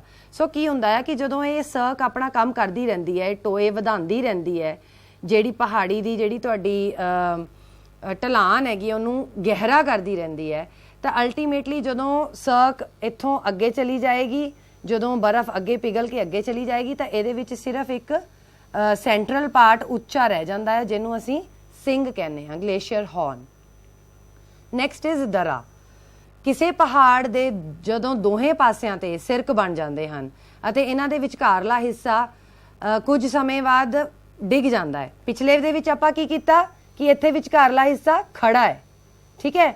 ਟਾਈਮ ਤੋਂ ਬਾਅਦ, ਠੀਕ ਹੈ, ਪ੍ਰੋਸੈਸ ਚੱਲਦਾ ਗਿਆ, ਟਾਈਮ ਤੋਂ ਬਾਅਦ ਇਹ ਖੜਾ ਹਿੱਸਾ ਜਿਹਨੂੰ ਅਸੀਂ ਗਲੇਸ਼ੀਅਰ ਹੌਰਨ ਕਹਿੰਦੇ ਸੀਗੇ, ਇਹ ਟਾਈਮ ਤੋਂ ਬਾਅਦ ਇਹ ਹਿੱਸਾ ਗਿਰ ਜਾਂਦਾ ਹੈ। ਜਦੋਂ ਇਹ ਗਿਰ ਜਾਂਦਾ ਹੈ ਤਾਂ ਫਿਰ ਇੱਕ ਪਹਾੜ ਇਸ ਤਰ੍ਹਾਂ ਦਾ ਸੀਗਾ, ਇਹਦੇ ਤੇ ਸਿਰਕ ਸੀਗੀਆਂ, ਠੀਕ ਹੈ। ਹੌਲੀ ਹੌਲੀ ਸਿਰਫ ਸਿੰਗ ਰਹਿ ਗਿਆ ਵਿੱਚ। ਜਦੋਂ ਇਹ ਸਿੰਗ ਵੀ ਗਿਰ ਗਿਆ ਤਾਂ ਦੋ ਹਿੱਸੇ ਬਣ ਜਾਂਦੇ ਨੇ, ਮਤਲਬ ਇਹ ਸਿੰਗ ਦੇ ਵੀ ਦੋ ਹਿੱਸੇ ਬਣ ਜਾਂਦੇ ਨੇ। ਤਾਂ ਜਿਹੜਾ ਵਿਚਲਾ ਪੋਰਸ਼ਨ ਹੈ ਦੈਟ ਇਜ਼ ਕਾਲਡ ਦਰਾ, ਠੀਕ ਹੈ ਬੇਟਾ। Next is ਮੋਰੇਨ। ਗਲੇਸ਼ੀਅਰ ਜਦੋਂ ਪਿਘਲਦਾ ਹੈ ਤਾਂ ਮਲਬਾ ਆਪਣਾ ਮਲਬਾ ਇੱਕ ਢੇਰੀ ਦੇ ਰੂਪ ਵਿੱਚ ਜਮ੍ਹਾਂ ਕਰ ਦਿੰਦਾ ਹੈ। ਜਿਵੇਂ ਬੇਟਾ ਰਿਵਰ ਆਪਣਾ ਸਾਰਾ ਦਾ ਸਾਰਾ ਮਲਬਾ ਇੱਕ ਥਾਂ ਤੇ ਢੇਰੀ ਕਰਦੀ ਹੈ, ਗਲੇਸ਼ੀਅਰ ਵੀ ਇਸ ਮਲਬੇ ਨੂੰ ਮੋਰੇਨ ਦੇ ਰੂਪ ਦੇ ਵਿੱਚ ਢੇਰੀ ਕਰਦਾ ਹੈ। ਇਹ ਮੋਰੇਨ ਤਿੰਨ ਤਰ੍ਹਾਂ ਦੇ ਹੁੰਦੇ ਨੇ, ਮੀਡੀਅਲ ਮੋਰੇਨ, ਲੇਟਰਲ ਮੋਰੇਨ ਤੇ ਟਰਮੀਨਲ ਮੋਰੇਨ। ਟਰਮੀਨਲ ਮੋਰੇਨ ਉਹ ਮੋਰੇਨ ਨੇ ਜਿਹੜੇ ਬਿਲਕੁਲ ਅੰਤ ਦੇ ਵਿੱਚ ਜਮ੍ਹਾਂ ਕੀਤੇ। ਮੀਡੀਅਲ ਮੋਰੇਨ ਉਹ ਮੋਰੇਨ ਹੁੰਦੇ ਨੇ ਜਿਹੜਾ ਮਲਬਾ ਗਲੇਸ਼ੀਅਰ ਨੇ ਆਪਣੇ ਸੈਂਟਰ ਦੇ ਵਿੱਚ ਜਮ੍ਹਾਂ ਕਰਤਾ, ਤੇ ਟਰਮੀਨਲ ਮੋਰੇਨ ਉਹ ਮੋਰੇਨ ਹੁੰਦੇ ਨੇ ਜਿਹੜਾ ਮਲਬਾ ਉਹਨੇ ਸਾਈਡਸ ਤੇ ਜਮ੍ਹਾਂ ਕੀਤਾ। ਐਸਕਰ। ਹਿਮ ਨਦੀਆਂ ਦੇ ਨੀਵੇਂ ਹਿੱਸਿਆਂ ਤੇ ਕਈ ਵਾਰੀ ਬਰਫ਼ ਪਿਘਲ ਜਾਂਦੀ ਹੈ ਅਤੇ ਜਲ ਦੇ ਰੂਪ ਵਿੱਚ ਹੇਠਾਂ ਵਹਿਣਾ ਸ਼ੁਰੂ ਕਰ ਦਿੰਦੀ ਹੈ। ਇਸ ਦੇ ਨਾਲ ਜਲ ਧਾਰਾਵਾਂ ਬਣਨੀਆਂ ਸ਼ੁਰੂ ਹੋ ਜਾਂਦੀਆਂ ਹਨ ਜੋ ਬਰਫ਼ ਦੇ ਅੰਦਰ ਜਦੋਂ ਸੁਰੰਗ ਬਣਾ ਕੇ ਚੱਲਦੀਆਂ ਹਨ, ਸੁਰੰਗ ਬਣਾ ਕੇ ਜਦੋਂ ਚੱਲਦੀਆਂ ਹਨ ਤੇ ਬਰਫ਼ ਦੀ ਨਦੀ ਬਿਲਕੁਲ ਹੌਲੀ ਹੌਲੀ ਖਤਮ ਹੋ ਜਾਂਦੀ ਹੈ। ਉਸ ਤੋਂ ਬਾਅਦ ਕੀ ਹੁੰਦਾ ਹੈ, ਇੱਕ ਲੰਬੀ ਜੀ ਪਟੜੀ ਦੀ ਤਰ੍ਹਾਂ ਇਹ ਸਾਨੂੰ ਜਾਪਣ ਲੱਗ ਜਾਂਦਾ ਹੈ। ਹੌਲੀ ਹੌਲੀ ਕੀ ਹੁੰਦਾ ਹੈ ਬੇਟਾ, ਜਦੋਂ ਸਮਾਂ ਬੀਤਣ ਦੇ ਨਾਲ ਬਰਫ਼ ਦੀ ਨਦੀ ਬਿਲਕੁਲ ਖਤਮ ਹੋ ਜਾਂਦੀ ਹੈ ਤੇ ਜਲ ਵੀ ਵਹਿ ਜਾਂਦਾ ਹੈ ਤੇ ਜਿਹੜਾ ਮਲਬਾ ਹੈ ਉਹ ਉੱਥੇ ਇੱਕ ਲੰਬੀ ਪਟੜੀ ਦੇ ਵਿੱਚ ਸਾਨੂੰ ਮਿਲਦਾ ਹੈ। ਡਾਇਗ੍ਰਾਮ ਤੋਂ ਤੁਹਾਨੂੰ ਕਲੀਅਰ ਹੋ ਜਾਏਗਾ। ਆ ਤੁਹਾਡਾ ਗਲੇਸ਼ੀਅਰ ਸੀਗਾ, ਠੀਕ ਹੈ। ਆ ਜਿਹੜਾ ਹਿੱਸਾ ਆ ਇਹ ਐਸਕਰ ਹੈ। ਇਹ ਬੇਟਾ ਉਹ ਦਰਾੜ ਸੀਗੀ ਹਿਮ ਨਦੀ ਦੇ ਅੰਦਰ ਜਿਹਦੇ ਥਰੂ ਪਾਣੀ ਆ ਗਿਆ ਸੀ ਹੌਲੀ ਹੌਲੀ, ਔਰ ਪਾਣੀ ਦੇ ਥਰੂ ਮਲਬਾ ਵਿੱਚ ਇਕੱਠਾ ਹੋ ਗਿਆ ਸੀ। ਜਦੋਂ ਮਲਬਾ ਇਕੱਠਾ ਹੋ ਜਾਂਦਾ ਹੈ ਤੇ ਪਾਣੀ ਜਦੋਂ ਵਹਿ ਗਿਆ ਤੇ ਇਹ ਮਲਬਾ ਇੱਥੇ ਹੀ ਖੜਾ ਰਹਿ ਗਿਆ। ਸੋ ਦਿਸ ਫੀਚਰ ਇਜ਼ ਕਾਲਡ ਐਸਕਰ। ਲਾਸਟ ਆ ਗਿਆ ਤੁਹਾਡਾ ਆਊਟਵਾਸ਼ ਪਲੇਨਸ, ਜਿਨ੍ਹਾਂ ਨੂੰ ਅਸੀਂ ਕਹਿੰਦੇ ਹਾਂ ਮੈਦਾਨ। ਗਲੇਸ਼ੀਅਰ ਦੇ ਮੈਦਾਨ ਤੁਹਾਡੇ ਉਦੋਂ ਬਣਦੇ ਨੇ ਜਦੋਂ ਤੁਹਾਡੇ ਮੋਰੇਨ ਖਤਮ ਹੋ ਜਾਂਦੇ ਨੇ। ਲਾਸਟ ਵਾਲੇ ਮੋਰੇਨ ਆਪਾਂ ਕੀਤੇ ਸੀਗੇ। ਇਹ ਡਾਇਗ੍ਰਾਮ ਤੋਂ ਤੁਹਾਨੂੰ ਕਲੀਅਰਲੀ ਸਮਝ ਆ ਜਾਏਗਾ। ਇੱਥੋਂ ਤੁਹਾਡਾ ਗਲੇਸ਼ੀਅਰ ਚੱਲਿਆ, ਠੀਕ ਹੈ ਜੀ। ਆ ਤੁਹਾਡੇ ਕ੍ਰੀਵੈਸਿਸ ਬਣ ਗਏ, ਠੀਕ ਹੈ, ਕ੍ਰੀਵੈਸਿਸ। ਜਦੋਂ ਗਲੇਸ਼ੀਅਰ ਨੀਚੇ ਤੱਕ ਪਹੁੰਚਿਆ ਇੱਥੇ ਉਹਨੇ ਮੋਰੇਨਸ ਦਾ ਕੰਮ ਕਰਤਾ, ਡੈਪੋਜੀਸ਼ਨ ਦਾ ਕੰਮ ਕਰਤਾ। ਮੋਰੇਨਸ ਤੋਂ ਬਾਅਦ ਵੀ ਜਿਹੜਾ ਮਲਬਾ ਅੱਗੇ ਜਾ ਕੇ ਵਿਛ ਜਾਂਦਾ ਹੈ, ਠੀਕ ਹੈ, ਜਿਹੜਾ ਮਲਬਾ ਅੱਗੇ ਜਾ ਕੇ ਵਿਛਿਆ ਰਹਿ ਜਾਂਦਾ ਹੈ ਉਹਨੂੰ ਅਸੀਂ ਕਹਿ ਦਿੰਦੇ ਹਾਂ ਗਲੇਸ਼ੀਅਰ ਦੇ ਨਦੀ ਮੈਦਾਨ। ਗਲੇਸ਼ੀਅਰ ਦੇ ਨਦੀ ਮੈਦਾਨ ਇਹ ਉਹ ਮੈਦਾਨ ਨੇ ਜਿਨ੍ਹਾਂ ਤੋਂ ਹਿਮ ਨਦੀ ਵਗ ਕੇ ਜਾ ਚੁੱਕੀ। ਸੋ ਬੇਟਾ ਇਹਦੇ ਵਿੱਚ ਅਸੀਂ ਅੱਜ ਜੋ ਵੀ ਕੀਤਾ ਹੈ, ਡਾਇਗ੍ਰਾਮਸ ਇਹਦੇ ਲਈ ਬਹੁਤ ਇੰਪੋਰਟੈਂਟ ਨੇ ਇਸ ਟੌਪਿਕ ਲਈ। ਮੈਂ ਇਸ ਟੌਪਿਕ ਨੂੰ ਸਮਰਾਈਜ਼ ਕਰਨ ਵਾਸਤੇ ਤੁਹਾਨੂੰ ਇੰਨਾ ਹੀ ਕਹਿ ਸਕਦੀ ਹਾਂ ਕਿ ਹਿਮ ਨਦੀ ਦਾ ਸਾਰਾ ਕੰਮ ਤਕਰੀਬਨ ਮੈਚ ਕਰਦਾ ਆ ਦਰਿਆ ਦੇ ਕੰਮ ਦੇ ਨਾਲ, ਠੀਕ ਹੈ। ਜਿਵੇਂ ਦਰਿਆ ਅਪਰਦਨ ਕਾਰਜ, ਢੋਆ ਢੁਆਈ ਕਾਰਜ ਤੇ ਨਿਖੇਪਣ ਕਾਰਜ ਕਰਦੀ ਹੈ, ਠੀਕ ਉਸੇ ਤਰ੍ਹਾਂ ਹਿਮ ਨਦੀ ਵੀ ਤੁਹਾਡਾ ਅਪਰਦਨ ਕਾਰਜ ਕਰਦੀ ਹੈ ਜਿਹਦੇ ਵਿੱਚ ਅਬਰੇਸ਼ਨ ਆ ਜਾਂਦਾ ਆ।